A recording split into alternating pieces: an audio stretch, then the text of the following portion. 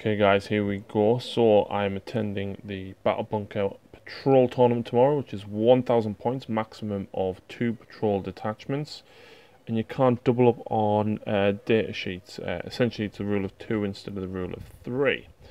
And I've toyed with it a lot, but I've decided to take the Harlequins for a spin. So I've got 2 separate patrol detachments, and I'm going to run the Mask of Soaring Spite, which allows me to advance and shoot without the penalty to assault weapons, and pistols can still shoot out of the transports. So in the first patrol detachment we've got a Shadow Seer, a Death Jester, we've got a troop with 4 Caress and 4 fusion pistols, and then 1 guy just as a body bag. We've got a Starweaver for them, and we've got 2 Skyweavers, one with a Haywire Blaster, and of course Zephyr Glaives. In the other one we've got a Troop Master with Kiss and Fusion, the Solitaire, 4 guys with Kiss and 4 Fusions, and then 1 body bag in a Starweaver, and 2 Skyweavers with Zephyr Glaives and 1 Haywire Blaster. So the reason I'm going for Soaring Spite is because I want to take the Warlord trait on the Troop Master to allow me to move an additional 6 inches, which means that's a 28-inch moving Starweaver, I think, and then still shoot the pistols out. No, I'm not. The Warlord trait means it can disembark after moving, so it's still moving 22 inches, shooting the 4 pistols. He can still jump out. He's going to take the Starmist Raiment, because if he advances when he gets out, he gets a 3-up invulnerable save, and you can't overwatch him.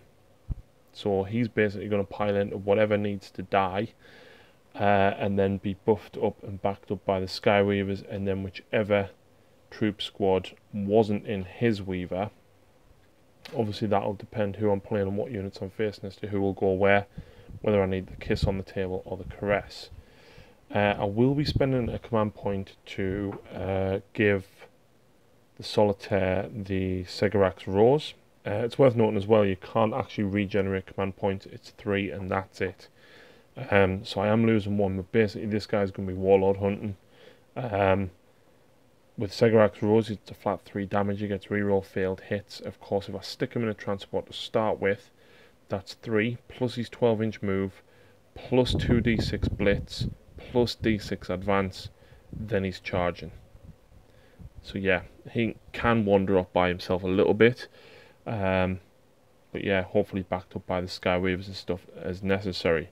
The Jester is there because if I face some big blob squads like Necron Warriors, something like that, his -2 leadership is going to come in very handy, plus I might be able to plink off a wound or 2 against a character.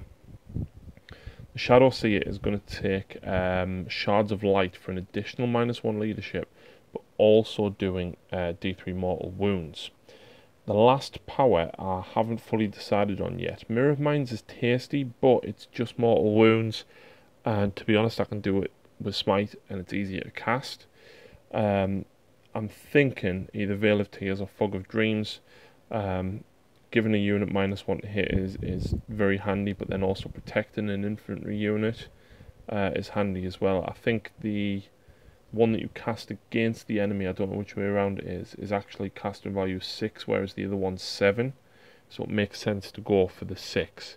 But yeah, basically the idea is he can move up 22, still jump out, still run, still charge. He's going anywhere he wants on the board. And the idea is backed up by the other troop squad, maybe the Solitaire, plus if we hit some infantry with Shards of Light and the Death Jester, plus enough casualties from the Shuriken, we should be able to make them disappear. And if I can, use the Soaring Spite stratagem to jump back into his Starweaver. So it is a total of 6 drops.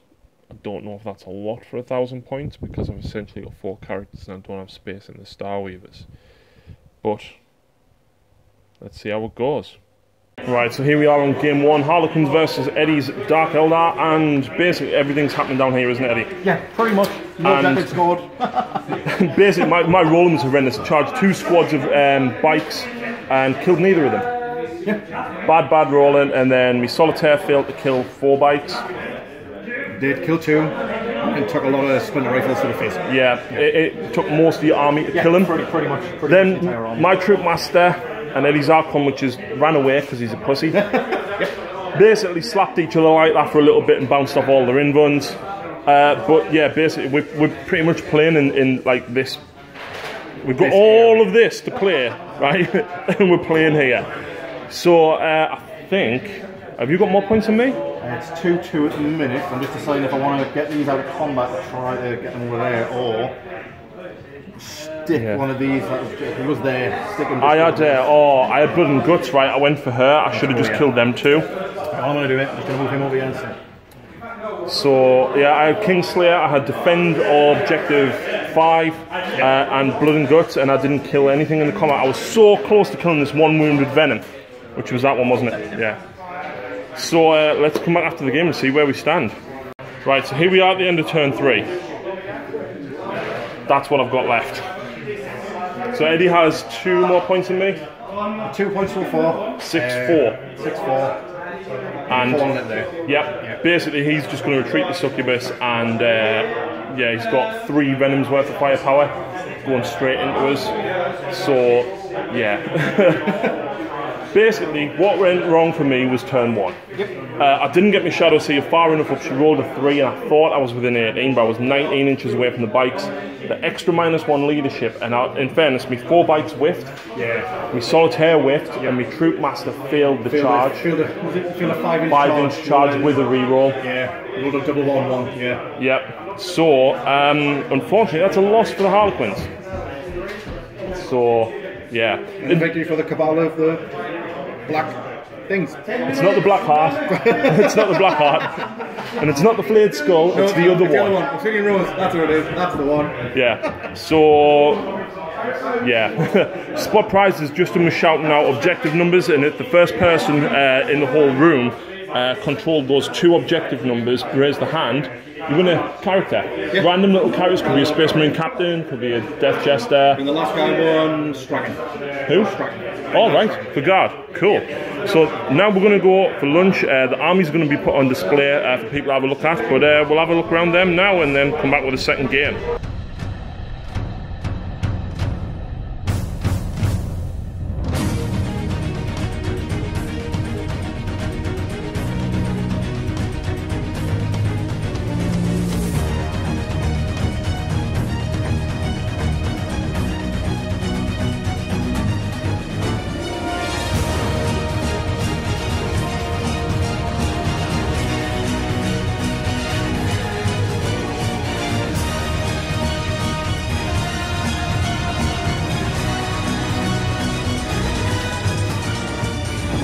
So Ali's at the tournament. Hi Ali. Hello, hello. Hi people. What's this? This isn't guard.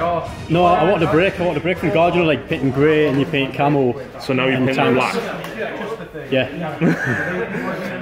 And silver. It's nice to see. Ali is of course going to be back on the channel very soon when I get a little bit of free time in the next sort of 3 or 4 weeks. With guard, hopefully. Yeah, with guard, because this is the army. This is all I've got for Deathwatch. Yep. So, Michael's here. Yeah, Michael is. We haven't seen Michael for ages. Again, me busy during college. I think we need a guard versus Orcs when Orcs come out. Luke's here as well. Hi Luke. Hello. And he's Death Guard. We've got loads of other people. We've got Chris. You've seen Chris on the channel before with his Iron Jaws. And then we've got dirty Sam Goodwin with 5 Dackerbots. Sam! Sam! Still learning. Are you dirty with 6 Dackerbots? 5. Yeah, 5. 5. It's alright. I desperately wanted to play against you so that you couldn't overwatch us. So anyway, that's the armies. We're about to start round 2. Still recording. Alright, now depending on where you finish the side here. Second side here, alright? So, side here. Top of the tree. So I'm in the middle of game 2 with, was it Chris? It is Chris. Chris. And there was 20 Grey Knights there. There's now 3 in Voldis.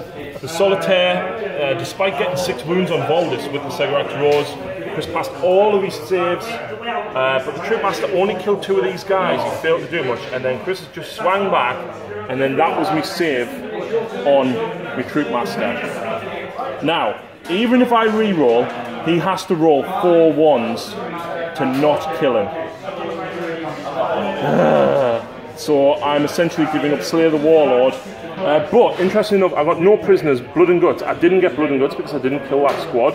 You've killed There's still one guy left, so I didn't kill him in the assault phase. But I'm going to be able to get these hopefully.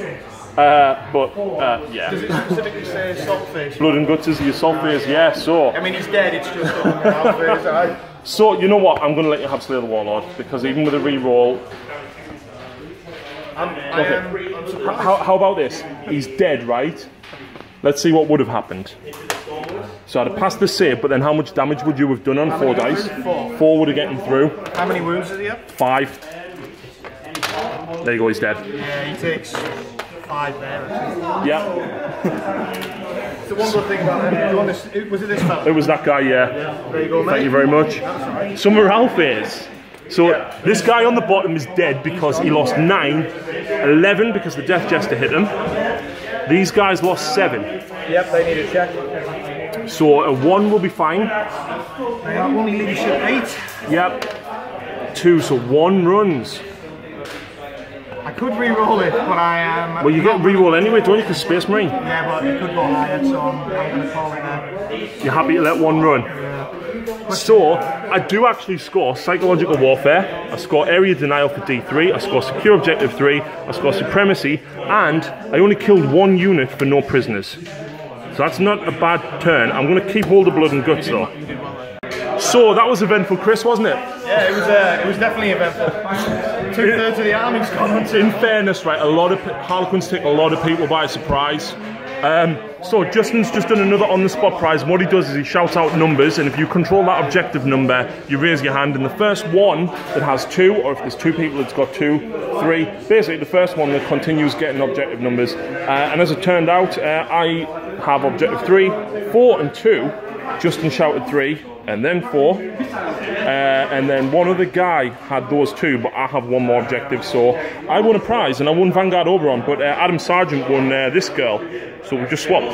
So now I've got 2 Inquisitors, because I've got Grey Fax, and I can run them with my Assassins! Woo! So this is what it comes down to. My turn 4, 5, Shadowseer, 4 wounds, Terminator guy, 2 wounds. That is it, it's my turn. Ahead on points, I've got 16, actually I've got 17 because I Slay the Warlord. I've just drew Kingslayer, so I'm on a minimum of 18 points. Now the question is, do I run? He has got D6 mortal wounds, so I figure I need to play this aggressive, right? And if I don't kill him here, I'm dead. So, Smite. 9. You need a 9 because of +1 because of Grey Knights. Attempt to block. No! Shards of Light. That's a 7. You need a 7 to stop. Oh, can you stop 2? Ooh. Good question.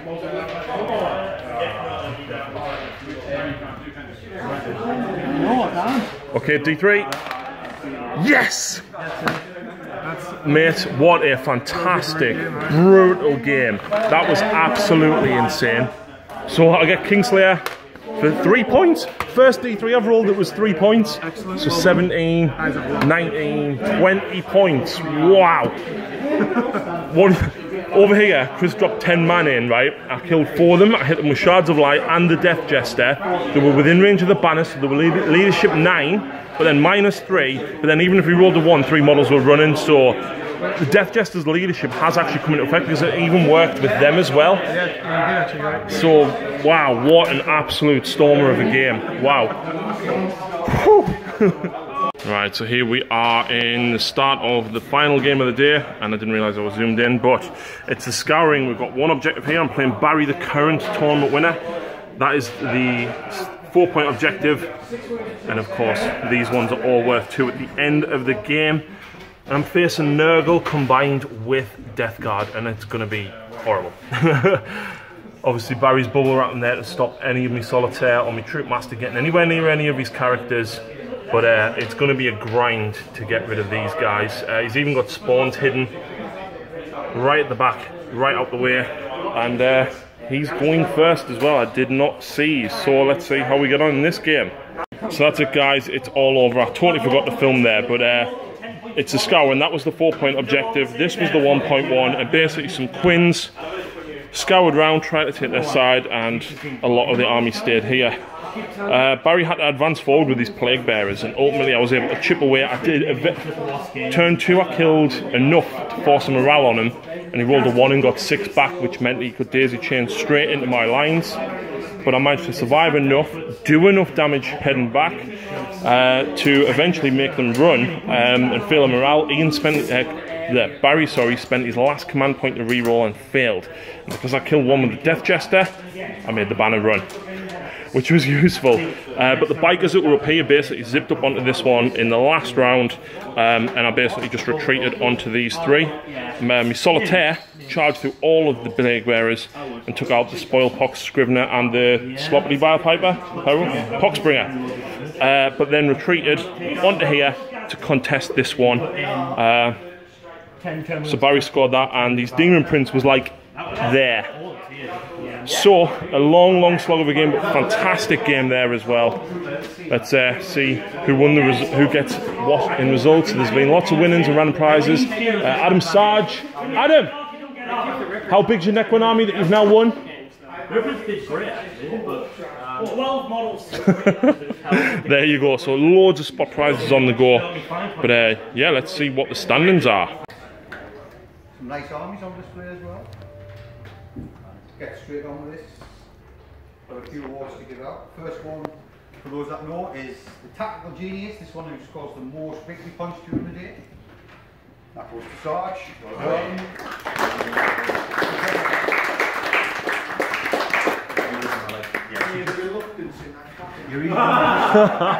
You're even just Sarge on the certificate now. Hey, get up on this. Sit on me. And for those that don't know, we also have a one for who killed the most, the Bolt the Butcher, and that goes to a newcomer, Adam Ramsey. Well done.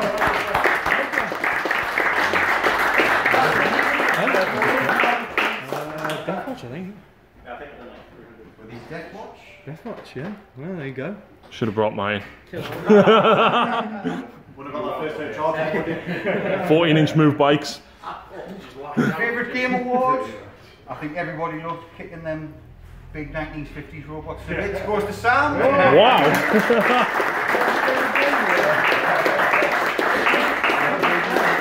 I came to be a cunt today, and all.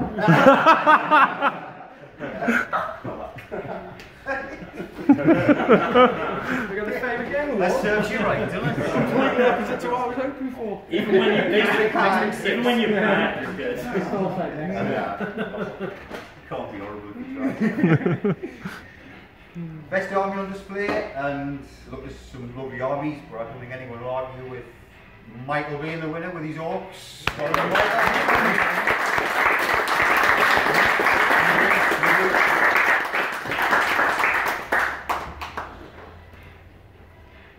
And that leaves us just with the overall winner, and with pretty much a clean sweep. Sarge, well done.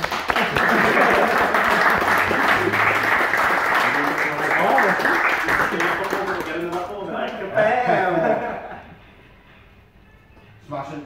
Thank you very much. Hope you all enjoyed yourselves.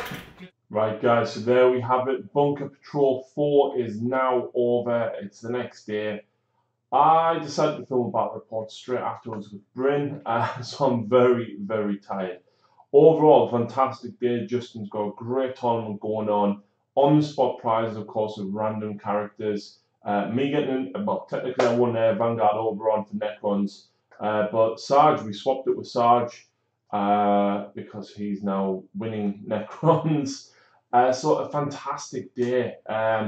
Really, really cool. The 1,000 point means for very quick games, very fun games. I think there was 16 of us there all together.